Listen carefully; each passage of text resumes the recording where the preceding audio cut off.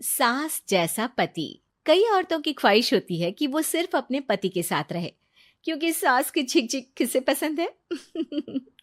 एकता की सास साथ नहीं रहती, सिर्फ पति और वो। लेकिन क्या है एकता की जिंदगी बिना सास के? देखिए। अरे अरे एकता, क्या है? रोज लेट उठती हो, कभी तो वक्त पर उठा करो। हाँ, लेकिन उठना क्यों है वक्त पर? 8 बजे तो उठ जाती हूँ मैं। देखो एकता, ये नहीं चलेगा। सुबह 6 बजे उठा करो। खाने में थोड़ी वैरायटी बनाओ और घर को साफ सुथरा रखो ना। अरे अरे अरे, जो मुंह में आ रहा है बोले जा रहे हो। क्या मेरा घर गंदा रहता है? कितना साफ रखती हूँ। खाने में भी हमेशा मैंने अच्छी चीजें बनाई हैं। और फिर ये 6 बजे उठने की जिद क्यों? देखो, मैं नहीं जानता, बस 7 बजे तक घर के मंदिर में दिया जल जाना चाहिए। एकता बेचारी करती भी क्या, पति की बात माननी भी तो जरूरी होती है। एक दिन एकता सुबह पूजा करके पति को प्रसाद देने कमरे में जाती है, तो पति अपनी माँ से फोन पर बात कर रहा है। हाँ माँ, मैंने तो साफ बोल दिया। सुबह 6 बजे उठना है, नहा कर ही किचन में जाना है और 7 बजे तक मंदिर में दिया जल जाना चाहिए। आ रही होगी चाय लेकर। चलिए, मैं रखता हूँ माँ, बाय। बेचारी एकता ने पति का ये रूप तो सोचा ही नहीं था। वो पति से कहती है, सुनिए, अब सारा काम हो चुका है घर पर, क्या करूं? मुझे कुछ देर के लिए मेरी सहेली सौम्या उसके घर छोड़ दीजिए। अरे कैसी बात करती हो कि घर पर कुछ काम करने को नहीं है? होली आ रही है, बाजार से आलू ले आओ, पापड़ बनाओ, नमकीन बनाओ, दही बड़े बनाओ। सब कुछ आज ही बनाना है? अरे अब मन कर रहा है कि सहेली के घर जाऊं तो जाऊंगी ना मैं। आप नहीं ले जाएंगे तो कैब से चली जाऊंगी। अरे अरे, ये क्या बात होती है? चलो ले जाता हूँ तुम्हें, तैयार हो जाओ जल्दी से। कैब की धमकी तो ऐसे दे रही हो जैसे माँ ने दरवाजे में कैब खड़ी कर रखी हो, विथ ड्राइवर। बढ़िया आई कैब वाली। हाय रे एकता की किस्मत। वो सोचती है कि सास साथ नहीं है, लेकिन पति के हाव भाव किसी अक्कड़ू सास से कम ही नहीं है। पति एकता को सहेली के घर छोड़कर कहता है, अच्छा सुनो, वक्त पर घर चली जाना और शाम को गर्मा गर्म पुलाव खाऊंगा मैं। बनाकर पहले ही मत रख देना, और हाँ, रायता भी बना लेना। हाँ जी हाँ, फिलहाल क्या मैं अंदर जा सकती हूँ? नाश्ता पेट भर करा दिया, दोपहर का खाना भी पैक कर दिया। पहले जो खाया है उसे तो पचा लो, दिन का खा लो, अभी से रात के खाने की चिंता में बाल न जड़ जाए कहीं। पति को एकता की बात पर गुस्सा तो बहुत आता है, लेकिन ऑफिस में देरी के कारण वो कुछ नहीं कहता। एकता सहेली के पास जाती है, जहां सास बहू बैठकर गप्पे लड़ा रही होती है। हाय सौम्या। नमस्ते आंटी जी। अरे वाह एकता बेटा, बड़े समय बाद देखी, कैसी हो? अच्छी हूँ आंटी जी। घर का सारा काम हो गया था, बोर हो रही थी, सोचा सौम्या से मिलती चलूं। हाँ हाँ बच्चों, तुम लोग बैठकर गप्पे लड़ाओ, मैं तुम लोगों के लिए नाश्ते पानी का इंतजाम करती हूँ। सास ये बोलकर किचन में चली जाती है। अरे एकता, कैसे आना हुआ? थोड़ी परेशान सी भी लग रही है, सब ठीक तो है ना? अरे यार, कहाँ ठीक हूँ। ना सोने मिलता है, ना अपने मन का कोई काम करने मिलता है। बस सुबह 6 बजे से किचन और रात के 12 बजे तक घर का काम। मेरी तो कमर ही टूट रही है। अरे क्यों मजाक कर रही है?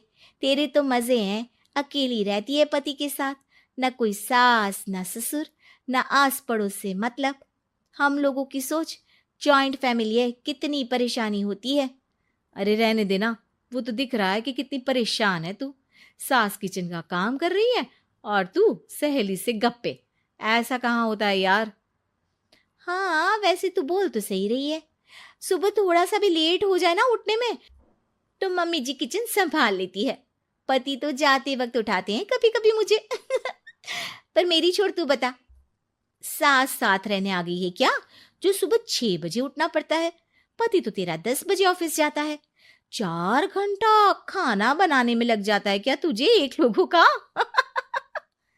अरे रहने देना यार, मेरा तो पति ही सास से कम नहीं है।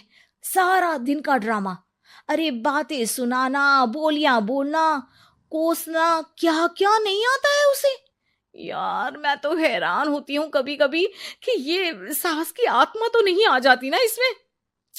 अरे परेशान हो चुकी हूँ।